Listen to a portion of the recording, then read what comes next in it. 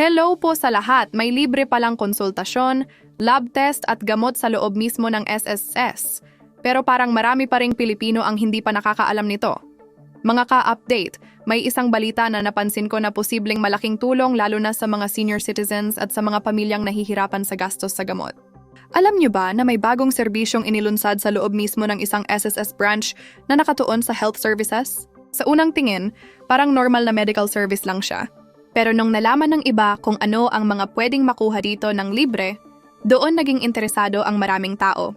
Ang program na ito ay tinatawag na PhilHealth Yakap Primary Care Services. Sa ilalim ng programang ito, ang mga rehistradong PhilHealth members ay maaaring makakuha ng ilang health services tulad ng libreng konsultasyon sa doktor, mga laboratory tests access sa 75, mahahalagang gamot na karaniwang kailangan ng mga pasyente. At ang isa pang interesting na detalye dito, hindi lang ito para sa SSS pensioners o active SSS members.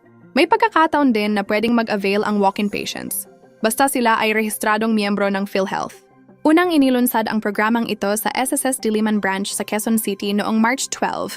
Ibig sabihin, sa branch kung saan madalas pumupunta ang maraming SSS members at pensioners, maaari na ring magkaroon ng access sa health services na makakatulong sa kanilang kalusugan. Pero ngayon, may ilang tanong na umiikot sa social media at sa mga netizens. Sino-sino ba talaga ang pwedeng makinabang sa program na ito? Available na ba ito sa ibang SSS branches sa buong Pilipinas? Ano ang eksaktong proseso para makakuha ng libreng konsultasyon at gamot? Dahil bago pa lang ang programang ito, marami pa ring Pilipino ang curious at gustong malaman ang buong detalye.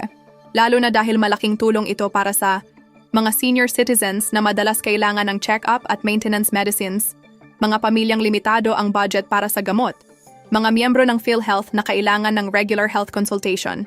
Kaya ngayon, may mga nagtatanong din, ito na ba ang simula ng mas madaling access sa healthcare para sa mga Pilipino?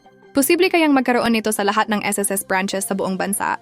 Sa ngayon, maraming Pilipino ang umaasang mas mapapalawak pa ang ganitong klaseng serbisyo dahil malaking tulong ito, lalo na sa mga nangangailangan ng medical care.